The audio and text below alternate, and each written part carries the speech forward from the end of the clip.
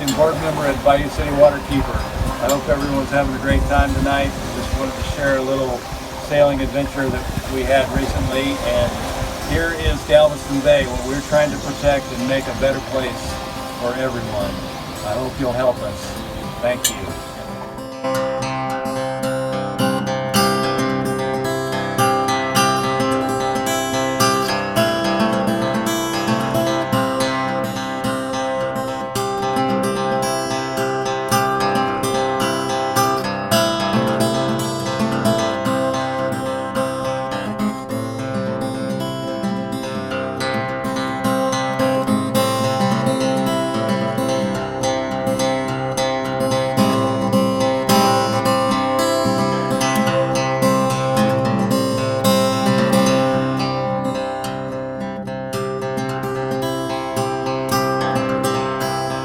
Hey guys, Chef Matt Baum here from Grace's, located here in Houston. Today we're going to be making our Nashville fried oysters.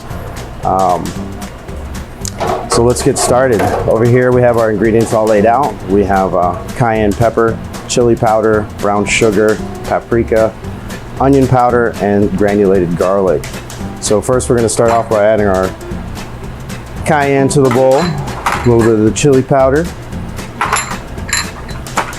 paprika, brown sugar, our onion powder,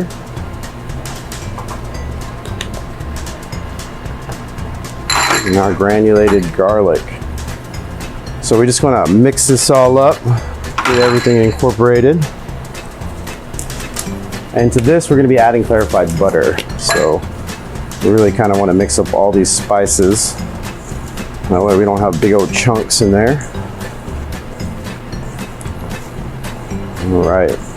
And over here we have some beautiful Gulf oysters, already shucked, soaking in the oyster liquor. So we get a little shot of that. That's our little mix. There you go. So in a saute pan, we're going to be adding our clarified butter.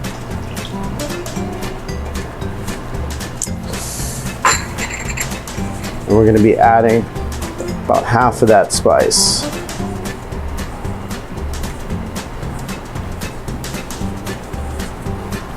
All right. So I got these beautiful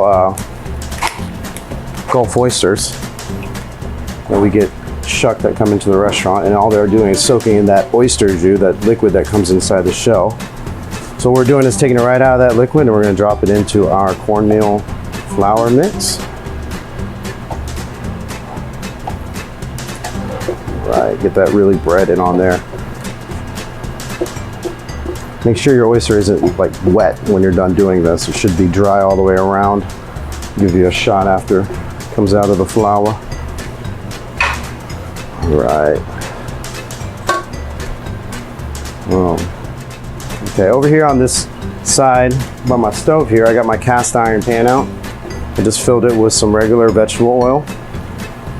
We're going to bring that up to about 350 and then turn down your heat to about a low medium heat and kind of just keep that temperature right there for these oysters. All right, so over here we're going to check our temp, make sure that we're not going to burn our oysters. All right, we're sitting pretty about 345. Crank it up a tad. Go ahead and drop these oysters in here. Kind of want to space them out, make sure they're not on top of each other.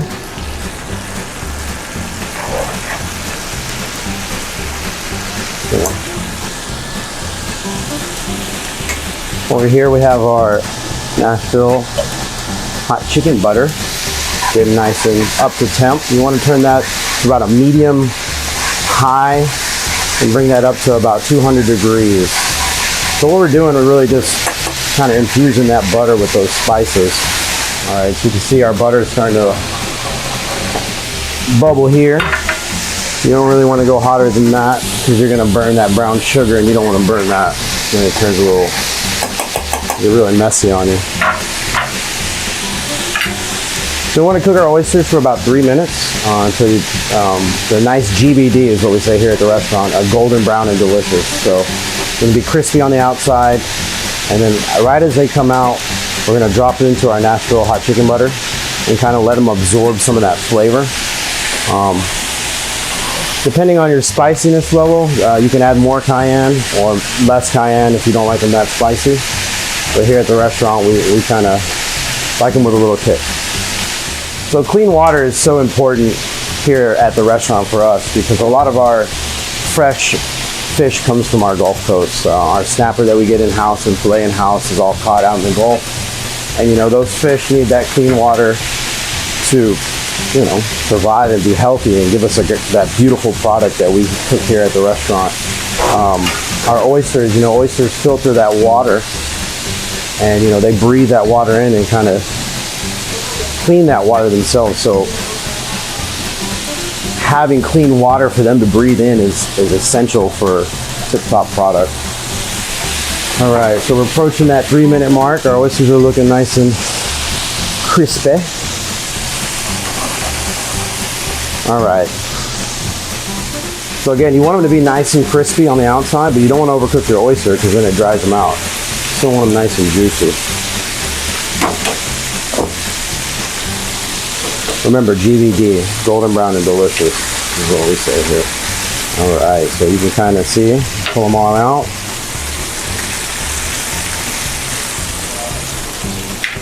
Crust is nice and crispy.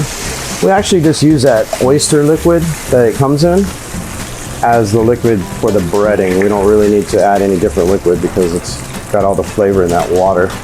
So we're gonna turn our fryer off here, and then we're gonna go straight into our Nashville hot chicken butter. And as you can see, we kind of just give that a toss. Now again, this doesn't have to be on, it doesn't have to be over 200 degrees, but you do want to kind of see it sizzle and bubble like that. That way you know that it's really permeating that crust and getting in there. All right. So from here, what we normally do is we take them out of this butter, kind of let them rest, get some of that extra fat off.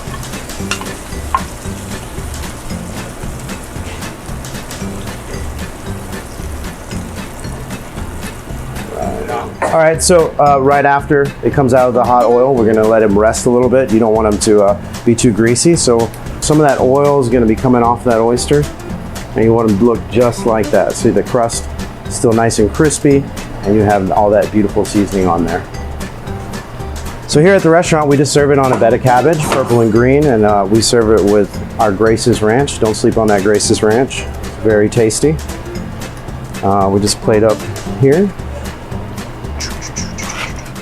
Do a little baker's dozen, just a little bit of that oil.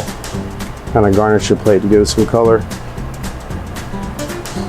And then we also serve it with sweet and spicy pickles, bread and butter pickles. We just set them right on top of the oysters like so. You can get these at your local grocery store. Actually, best made.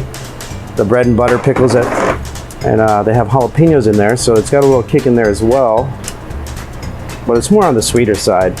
Really, when you guys try this dish, you're gonna see that it's very well balanced. You got spice, you got saltiness, you got sweetness, you got acidity, and then you really got some creaminess from the ranch. So here it is, guys, our Nashville hot chicken oysters. We serve them here at Grace's. Come down and see us, and good luck. And hopefully your recipe turns out as good as ours. I'm actually born and raised in Houston native. Kind of want to talk about how the coast has kind of affected my life and my career growing up. Growing up, I'd always go fishing out with my pops down in Galveston. And as time grew and as I got older, I became more of the angler and got a kayak now. I go kayak fishing. Clean waters mean a lot to me because, you know, I love to fish and I kayak, and just being out on the water and seeing some of, you know, the trash and debris that we leave behind, it's terrible. You know, we got to do better and clean up after ourselves and make sure we leave our environment as clean as possible for our wildlife. And here at the restaurant, you know, we use fresh snapper and, you know, some of the best product that we can get, and it comes right out of our Gulf Coast. Come see us at Grace's down here on Kirby in Houston, Texas, and come try our Nashville hot oysters. Oyster experience. I actually went to have dinner with a couple of my bosses after one of like my first kitchen jobs, and we went to a little seafood restaurant in Katy, and they ordered like 24 oysters, and they were all raw, and I was like, I wasn't brought up eating like a lot of raw stuff, so this is totally different. And she was like, just shoot it down, a little hot sauce, a little lemon juice. I shot it back, and it was like, this is amazing, but I don't know if I can do this again for the rest of my life. But it's something that I've learned to enjoy, obviously. The more you get in touch with where everything is sourced and like how beautiful it is and how much like our fishmongers and all that like really enjoy their profession, and they show you like this is what it's supposed to look like, this is what it's supposed to taste like when it's fresh out of the water, when it's cared for, and I'm just like, I get it. This is why people work so hard to make like wonderful food for people, is when you're like heavily connected to it.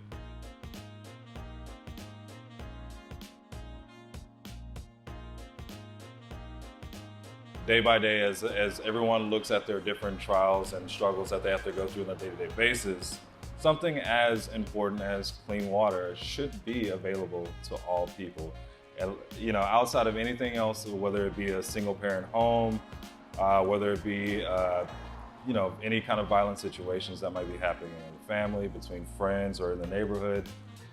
We don't know what people should go through or struggle with on a day-to-day basis, but when it comes to all those infrastructures that are basic necessities for human beings to survive and strive in this country, I think we should start taking care of the basics right away.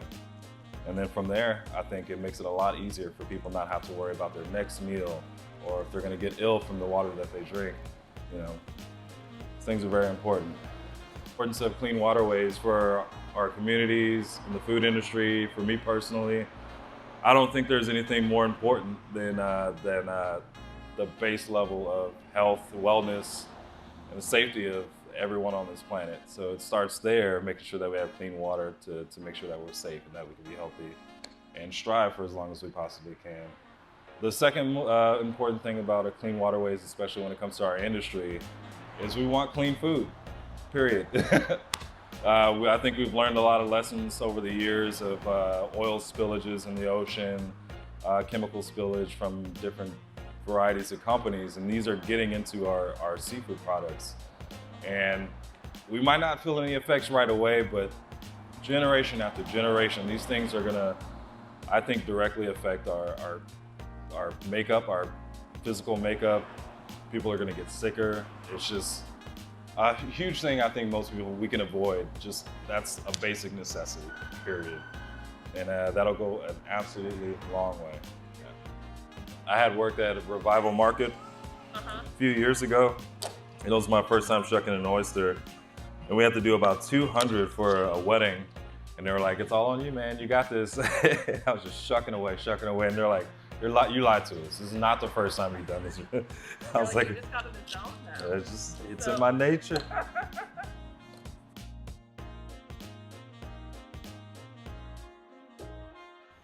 I've actually, since I started working here at Downhouse, I didn't have my hands on too much seafood, especially like dealing with whole fish or breaking down or butchering anything. And when I came here, my first day, I had to basically fillet, I don't know, like a whole case of trout. And you know, if their pin bones are super tiny, so I'm spending about 30, 40 minutes just hunched over, trying to pick every single bone out to make sure nobody chokes on that.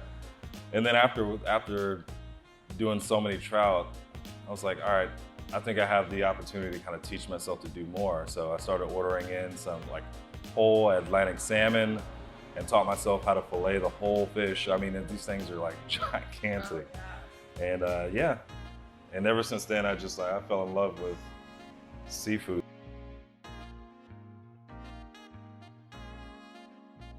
One of the main reasons why I wanted to do an open flame grill is kind of showing the playfulness of your food rather being over a gas fire. Something that a lot of the new wave cooks are coming out and really kind of exploiting the old age of cooking. You know what I mean? It's out in the backyard, outside, getting there with the coals, getting them nice and hot.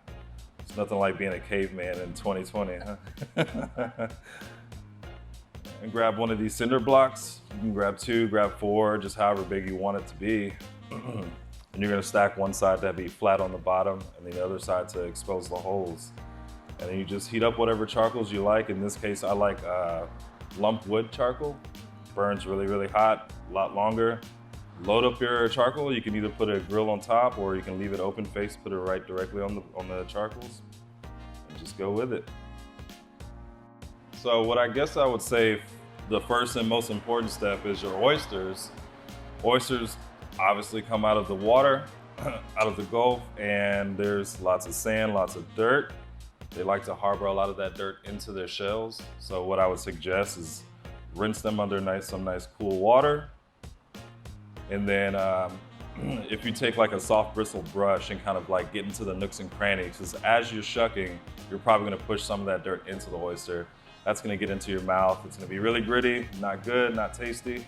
So heavily cleaning will go a long way with the flavor and taste of your oyster. And as far as this dish here, what I'm doing is a grilled oyster, and I'm starting with a compound butter. And it's the easiest thing in the world. Basically, what you want to do is get some softened butter. And we want to take some garlic and just slowly roast it in the oven for about 2 hours at about 185 degrees until the garlic gets nice and brown on the outside. Separate that from the oil from the oven. You're gonna blend that and add it to the butter. After you add the garlic to the butter, then you can add whatever chopped herbs that you like. In this case, I have chives, green onions, and parsley, and then a little bit of lemon zest, a little bit of salt. That'll go a long way. And so as the oysters are sitting on the grill getting hot in the shell with the briny water, the butter's gonna basically make the sauce with the briny water that's in the oyster. I would like to believe that one of the main reasons people like to eat oysters raw is because they're at their peak like freshness, their texture, their flavor is just like spot on, and you don't really want to kind of hinder that. So as you're grilling, obviously your proteins can firm up and they can start becoming chewy, and you'll get a less savory texture that you probably won't enjoy. So what I would suggest is right at the point that the water from the oyster and the butter starts to simmer, that's the time you want to pull it off. And then if you let it sit for like another minute, it's going to continue to cook, and it's going to get this perfect, just like wonderful decadent texture. As that's grilling, once it comes to the end, basically what you're going to do is you're going to take some of your favorite cornbread, whether it be homemade, store-bought. You're going to crumble up the cornbread, and that's just going to be your garnish on top. So you're going to have a nice like salty brininess, nice richness from the butter, the herbs, and then your cornbread's going to add a nice little sweetness at the end. And then I also have some pickled green tomatoes, pickled with vinegar, fresh dill, dried dill, a little bit of salt, a little bit of sugar, and that's basically just going to bring out some sharpness at the end. And there we have it. Grilled oysters, compound butter, sweet cornbread, and pickled green tomatoes. I am actually born and raised in Houston. Awesome. Where did you go to high school? I went to high school in Alief at Hastings. Yeah. Houston's one of the proudest cities in this state. And if you go to Alief, there's nobody prouder than them. I promise you that.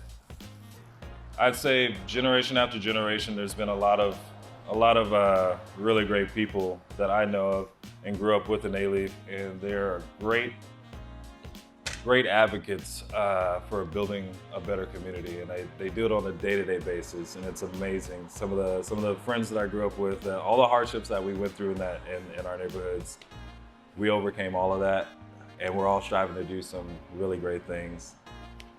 So, yeah. Good evening, guys, and welcome to Julep. Thank you for joining me. My name's Andy, and I'm a bartender here, and I also work on the Julep to go truck. We're going to be talking about the Julep today, which is obviously the namesake of the bar. It's a very simple, very old cocktail featuring nowadays bourbon, turbinado syrup, which is a brown sugar syrup, and mint. It's a very, very simple, very classic recipe.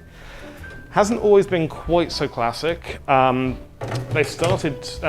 first started to be seen in the 1700s, and at that point it was pretty much any spirit that you could get a hold of that would go into it, with some fruit or some herbs to brighten up the cocktail.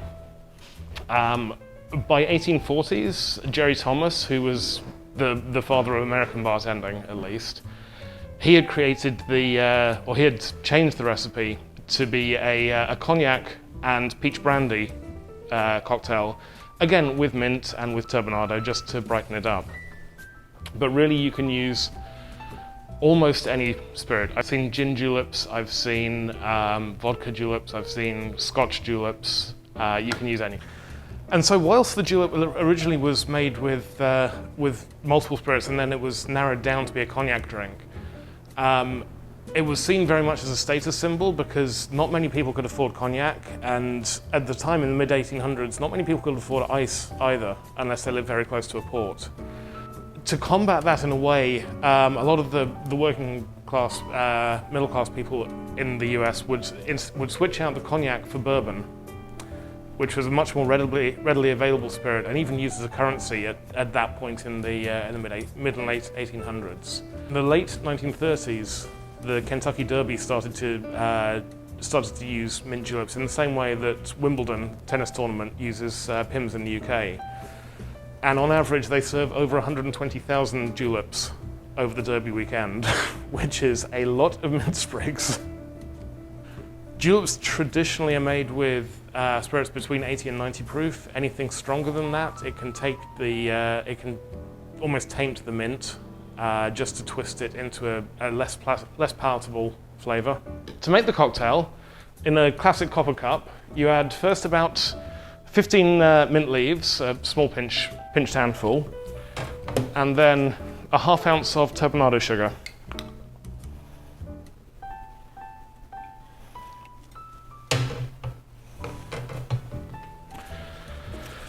To muddle the mint, you don't really need to go too hard, just gently press down and use a twisting action. To save wasting any of that mint syrup, pour your 2 ounces of bourbon into a jigger.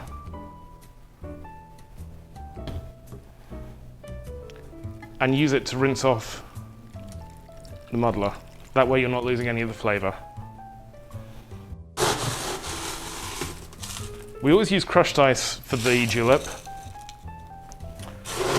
Add that in, and with the top end of a cocktail spoon, give it a stir around just to let the ice naturally find its own level.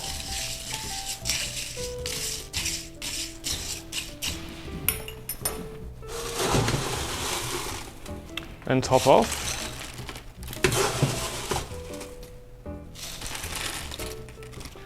It's most attractive when it has a little bit of a crown of ice.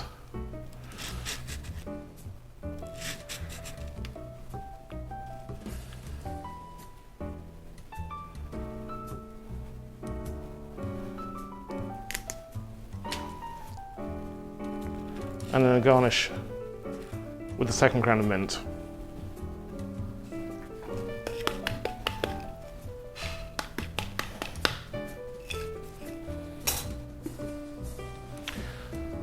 And there you go.